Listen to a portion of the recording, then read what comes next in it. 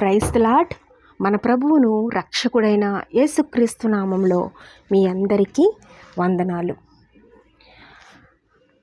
పరిశుద్ధ గ్రంథం నుండి యోహాను సువార్త 15వ అధ్యాయం 4వ వచనం నుంచి 5వ వచనం వరకు మనం చూసినట్లయితే, నా యందు నిలిచియుండుడి, మీ యందు నేనును నిలిచియుందును. తీగె ద్రాక్షావళిలో నిలిచి ఉంటేనే గాని తనంతట తానే ఎలాగు ఫలింపదో, అలాగే నా యందు నిలిచి ఉంటేనే కానీ మీరును ఫలింపరు. ద్రాక్షావళిని నేను, తీగెలు మీరు. ఎవడు నా యందు నిలిచియుండునో, నేను ఎవని యందు నిలిచియుండునో వాడు బహుగా ఫలించును. ఆమేన్. దేవుడి కొద్ది వాక్యం మన వినికిడిలో దీవించును గాక. ఆమేన్. మరి ఈ వాక్యాన్ని మనం చూసినట్లయితే మనం అనుకుంటూ ఉంటాం కదా, ద్రాక్షావళి అంటే ఏమిటి, తీగలు ఏమిటి, ఆయనలో నిలిచి ఉండడం అంటే ఏమిటి, అసలు ఫలించడం ఏమిటి అనుకుంటున్నారా? మొదటిగా మరి మనం చూసినట్లయితే ఒక చెట్టు నీరు లేక ఎండలో ఎండుతూ అందరూ కూడా విడిచిపెట్టబడిన స్థితిలో, పట్టించుకున్నటువంటి స్థితిలో ఉన్నట్లయితే ఏ విధంగా చెట్టు వాడిపోతుందో, అది పొయ్యిలో పెట్టబడి కాల్చబడడానికి మాత్రమే తప్ప దేనికి పనికిరాదో, అదేవిధంగా మరి మనం రెండవది చూసినట్లయితే, మరి మొదటిగా ఒక చెట్టు మరి ఎండిపోయిన స్థితిలో ఉంటే ఎట్టి రీతిగా ఉంటుందో చూసాం. మరి రెండవదిగా మరి నిత్యము ప్రవహించే నది ఒడ్డున నాటబడిన చెట్టు ఏ విధంగా ఫలిస్తూ ఉంటుందో మరి మనందరికీ తెలుసు. అదే రీతిగా మరి కీర్తనల గ్రంథంలో మరి 1వ అధ్యాయం 3వ వచనంలో మనం చూసినట్లయితే, అతడు నీటి కాలువల యోరను నాటబడినదై ఆకు వాడక తన కాలమందు ఫలమిచ్చు చెట్టు వలె నుండును, అతడు చేయునదంతయు సఫలమగును. ఆమేన్. మరి వాక్యాన్ని మనం చూసినట్లయితే, మరి నీటి ఒడ్డున నాటబడిన చెట్టు నిత్యము ఫలిస్తూ ఉంటుంది. ఎందుకంటే దాని వేర్లు ఆ నీటిని, ఎందుకంటే అది నీటి వద్ద నాటబడింది కాబట్టి దానికి ఎవరు నీళ్లు పోయాల్సిన అవసరం లేదు, దాన్ని ఎవరు మరి చూసుకోవాల్సిన అవసరం లేదు. ఎందుకంటే ప్రతిదినం ప్రతి క్షణము దాని వేర్లు మరి కింద ఉన్నటువంటి నీటిని మరి పీల్చుకుంటూ ఉంటాయి. ఎందుకంటే అది నీటి వద్దనే ఉన్నది, దానికి నీరు పోయాల్సిన అవసరం లేదు. అదే రీతిగా మన అనుదిన జీవితాల్లో కూడా ఒక చిన్ని ఎగ్జాంపుల్ మనం చూసినట్లయితే, మరి దేవునిలో ఉండడం ఏంటి, ఆయనలో నాటబడ్డం ఏంటి, ఫలించడం ఏంటి అని ఈ ప్రశ్నలకు ముందుగా ఒక చిన్ని మనం ఉదాహరణ చూసినట్లయితే, ఒక తండ్రి తన కుమారుడు సంభాషణ ఇక్కడ చూసినట్లయితే, ఒక తండ్రి కుమారుల మధ్య జరిగిన సందర్భం. అది తన కోపంతో మరి తండ్రిని అనుక్షణం బాధ పెడుతూ ఉంటాడు. తండ్రిని మాత్రమే కాదు కానీ తన చుట్టూ ఉన్న వారిని కూడా బాధ పెడుతూ ఉంటాడు. అటువంటి మరి భయంకరమైన కోపాన్ని మరి తండ్రి చూసినప్పుడు మరి చాలా బాధపడతాడు ఆ తండ్రి. ఆ కోపం నుంచి తన బిడ్డని ఎలా బయటికి రావాలని ఆలోచిస్తూ ఉండగా తనకి ఒక ఆలోచన పుడుతుంది. దాని ద్వారా తన కుమారుడికి ఒక పాఠం నేర్పించాలనుకుంటాడు. అదే రీతిగా ఒకానొక రోజు ఆ తండ్రి ఏం చేస్తాడంటే తన కుమారుడిని తన యొద్దకు పిలుస్తాడు. మరి ఆ కుమారుడు తండ్రి యొద్దకు వచ్చినప్పుడు తండ్రి తన కుమారుడితో ఒక మాట అంటూ ఉంటాడు, నీకు చాలా కోపం వస్తూ ఉంది కదా నాన్న, ఆ కోపం వలన నీ చుట్టూ ఉన్నటువంటి స్నేహితులను దూరం చేసుకుంటావు, నీకు ఇష్టమైన వారు దూరం అవుతారు, నీకు ఫ్రెండ్స్ ఉండరు, నీకు ఇంకా చెప్పాలంటే నీతో ఎవరో మాట్లాడడానికి కూడా ఇష్టపడరు, నిన్ను అందరూ కూడా ద్వేషిస్తూ ఉంటారు, నీ వద్దకు రావడానికి కూడా భయపడతారు. ఇది చాలా భయంకరమైనటువంటి హ్యాబిట్ అని చెప్పి తన కుమారుడితో చెప్తాడనమాట. నువ్వేం చేస్తావంటే మన ఇంటి చుట్టూరు కూడా ఒక ఫెన్సింగ్ ఉంది కదా, మరి ఆ ఫెన్సింగ్ మరి చెక్కతో చేయబడింది. మరి దానికి రోజు కూడా నీ కోపం ఎప్పుడైతే వస్తుందో, నీకు కోపం వచ్చినప్పుడల్లా మరి నువ్వు ఆ కా ఆ ఫెన్సింగ్ వేయబడినటువంటి ఆ చెక్కకి నువ్వు ఒక్కొక్క మేకు కొడతా ఉండు. ఎన్నిసార్లు నీకు కోపం వస్తుందో, నీకు కోపం వచ్చిన ప్రతిసారి కూడా ఆ మేకుని మరి ఆ ఫెన్సింగ్లో నువ్వు కొడతా ఉండ చెక్కకని చెప్పినప్పుడు అని చెప్పి తన దగ్గర నుంచి కొన్ని మేకులు సుత్తి తన కుమారుడికి ఇస్తాడు. ఆ కుమారుడు కూడా తండ్రికి ఓకే చెప్పి తను ఇంకా స్టార్ట్ చేస్తాడనమాట. సరే, మరి మరలా ఉదయం వచ్చింది. మరి మరలా తన కుమారుడికి కోపం రావడం ప్రారంభమైంది. రోజులాగానే ఆ రోజు కూడా మరి తన కోపం వస్తా ఉండగా ఒక్కొక్క మీకు ఆ చంచిలోంచి తీసి ఒక్కొక్క మీకు కొడతా ఉంటాడు. అలా రోజంతట్లో ఇంచుమించు 16 మేకులు, ఒక్క రోజులోనే 16 మేకులు కొడతాడండి దానికి. అలా కొట్టినప్పుడు ఆ కుమారుడు ఆలోచిస్తూ ఉంటాడు, నాకెంత కోపమా, నేను ఇన్నిసార్లు కొట్టానా అని చెప్పి రోజుకి తన కోపాన్ని కంట్రోల్ చేసుకోవడం మొదలుపెట్టాడు. అలా కంట్రోల్ చేసుకోవడం మొదలుపెట్టి నెల రోజులు గడిచేసరికి పూర్తిగా తను కంట్రోల్ చేసుకోవడం జరుగుతుంది. తనెంతో సంతోషపడి ఆ కుమారుడు నా తండ్రికి ఈ విషయం చెప్పాలి, ఈ కోపం అనే భయంకరమైన హ్యాబిట్ నుంచి నేను బయటకు వచ్చానని చెప్పి పరుగున ఆనందంతో తన తండ్రి వద్దకు వెళ్తాడు. డాడీ, నాలో ఉన్న కోపం అంతా నేను కంట్రోల్ చేసుకున్నాను. సో నాకు ఇంకా ఈ మేకులు అవసరం లేదు, ఈ సుత్తి అవసరం లేదు, మంచిగా మారిపోయినని తన తండ్రికి చెప్తా ఉంటాడు. తన తండ్రి, కంగ్రాట్స్ నాన్న, నువ్వు నీ కోపాన్ని కంట్రోల్ చేసుకున్నావా, సరే అయితే మరలా ఒక చోటుకి తీసుకెళ్తాను నడువు అని చెప్పి ఎక్కడైతే తన కొడుకుని మేకులు కొట్టమన్నాడో అదే ఫెన్సింగ్ దగ్గరికి తన కుమారుడిని మరలా తీసుకొస్తాడు. కుమారుడికి ఏమీ అర్థం కాదు, కానీ తన తండ్రి చెప్తా ఉన్నాడు, నేను చెప్పిన పని నువ్వు చేసావు కదా, మరి ఒక్క మాట చెప్తానని చెప్పి నువ్వు కోపం వచ్చినప్పుడల్లా ఎక్కడైతే నీవు మేకులు కొట్టావో ఆ మేకులు కొట్టినటువంటి ప్లేస్లో ఉన్నటువంటి ఆ మేకులన్నీ కూడా నువ్వు ఒక్కొక్కటిగా తీసేయాలి నాన్న అని చెప్తా ఉంటాడు తండ్రి. మరి తండ్రి చెప్పిన మాట మరి కొడుకు వింటాడు కదా, అదే రీతిగా తన తండ్రి ఏదైతే చెప్పాడో అదే రీతిగా ఆ ఒక్కొక్క మేకు తీయడం కొడుకు ప్రారంభిస్తాడు.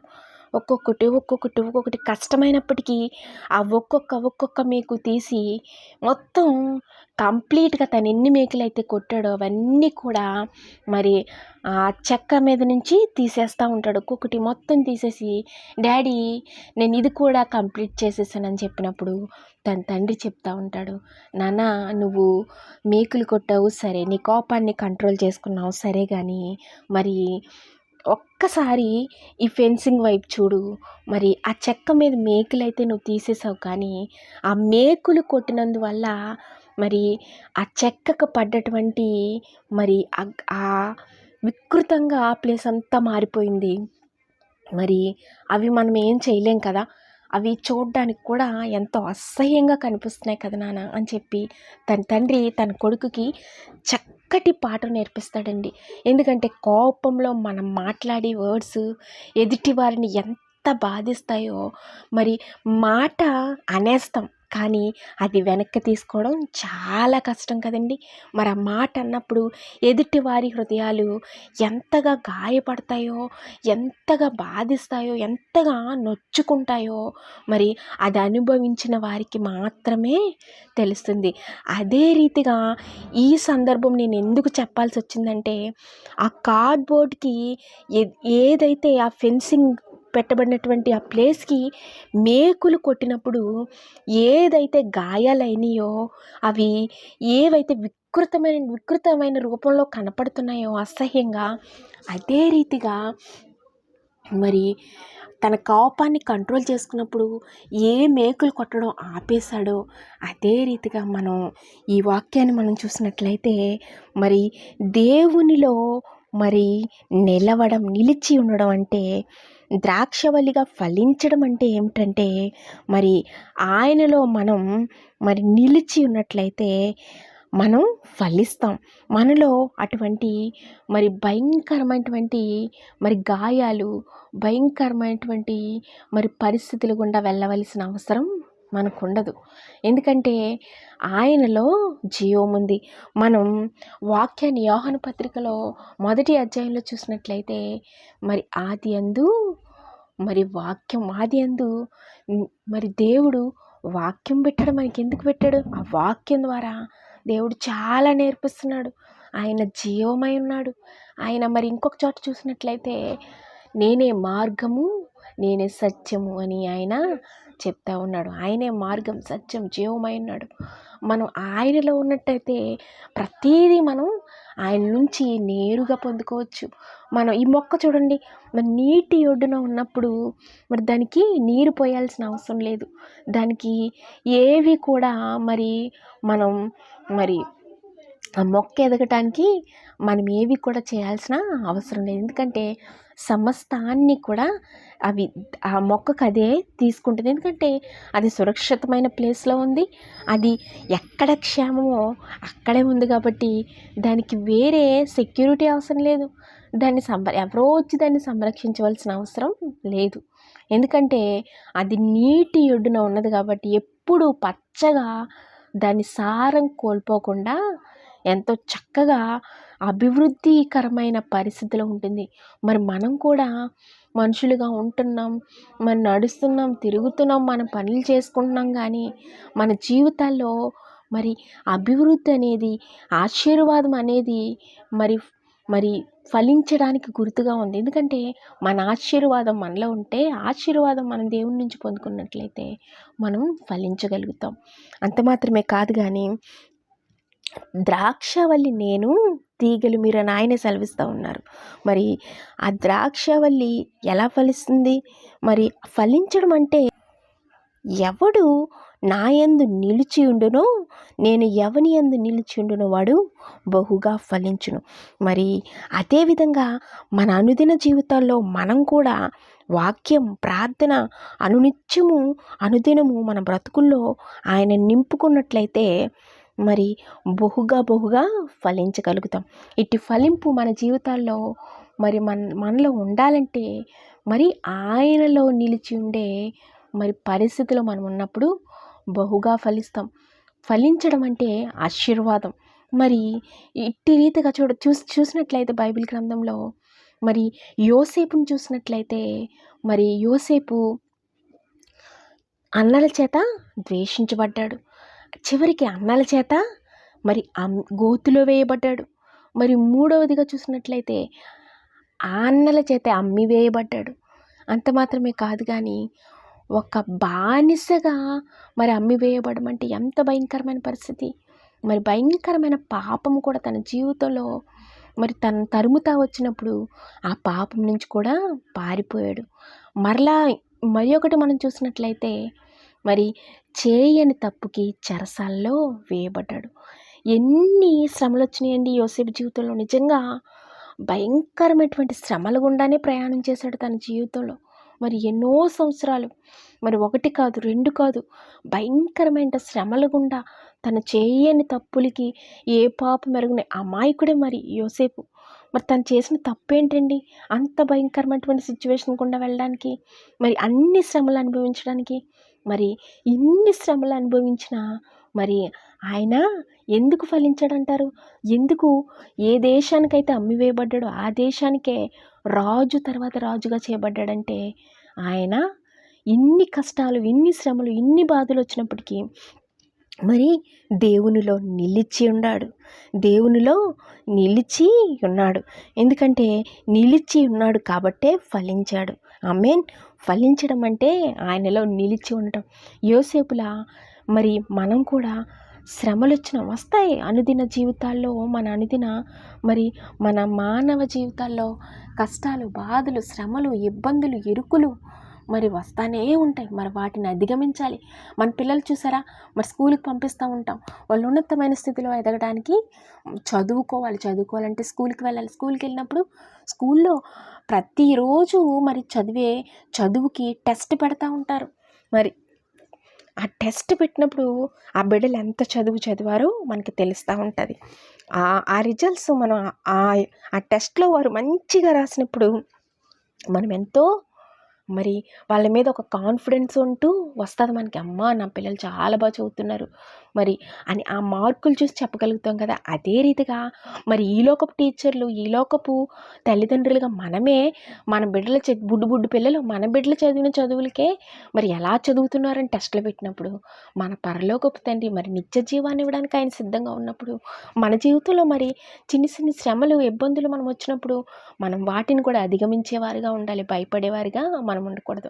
మరి వాటిని అధిగమించాలంటే నీవు ఆయనలో నిలిచి ఉంటేనే కానీ ఆ అధిగమించే శక్తి నీలోకి రాదు. ఎందుకంటే మరి ఆయన బిడ్డలంటే వారంట పిరికివారు కాదంట. పిరికితనం నేను ఇవ్వలేదని దేవుడు సెలవిస్తూ ఉన్నాడు. శక్తి, ప్రేమ, ఇంద్రియ నిగ్రహములు అనే వాటిని మాత్రమే యేసే మనకిచ్చాడు, కానీ పిరికితనం అనే ఆత్మను దేవుడు ఇవ్వలేదండి. మరి ప్రకటన గ్రంథంలో చూసినట్లయితే పిరికి వారు పరలోక రాజ్యానికి వారసులు కాదని వ్రాయబడింది. అదే రీతిగా మనం ఆయనలో ఉంటే ధైర్యం, మరి సామెతల గ్రంథంలో చూసినట్లయితే యెహోవా యందు భక్తులు కలిగినుట బహుధైర్యము పుట్టించును. అంత మాత్రమే కాదు, యెహోవా యందు మరి భయభక్తులంట మనకు జీవాన్ని ఇస్తుందంట. మరి ఇట్టి రీతిగా మనం చూసినట్లయితే ఆయన యందు భయభక్తులు కలిగి ఆయనలో నిలిచి ఉంటే ఫలించే పరిస్థితి మనలోకి వస్తుంది. ఇటువంటి ఆశీర్వాదం, ఫలించాలనే కోరిక, ఫలించాలనే ఆశ మరి నీలో ఉన్నట్లయితే, మరి దేవునిలో నువ్వు నిలిచి ఉండే పరిస్థితి నీలో ఉన్నట్లయితే, శ్రమలు వచ్చినా, నిందలు వచ్చినా, ఏమొచ్చినా దాన్ని అధిగమించే విశ్వాసం నీలో ఉండాలి. ఇట్టి రీతిగా ఆయనలో నువ్వు ముందుకు నడిచినట్లయితే గొప్ప బహుమానాలు, గొప్ప ఫలాలు పొందుకుంటావు. ఎందుకంటే యోసేపుని దేవుడు మన ముందు పెట్టాడు. యోసేపు ఎట్టి రీతిగా ఫలించాడండి, మరి ఎట్టి ఆశీర్వాదం పొందుకున్నాడు. అట్టి రీతిగా నేను కూడా అట్టి ఫలింపు కలిగి ముందుకు సాగాలంటే ఆయనలో నిలిచి ఉండే అనుభవం మనలోకి రావాలి. ఇట్టి అనుభవం మరి ప్రతి ఒక్కరూ కూడా ఈ వాక్యాన్ని వింటున్న ప్రతి ఒక్కరూ పొందుకోవాలని ఆశిస్తూ మరి ఈ కొద్ది మాటలు దేవుడు దీవించును గాక. God bless you. ఆమేన్.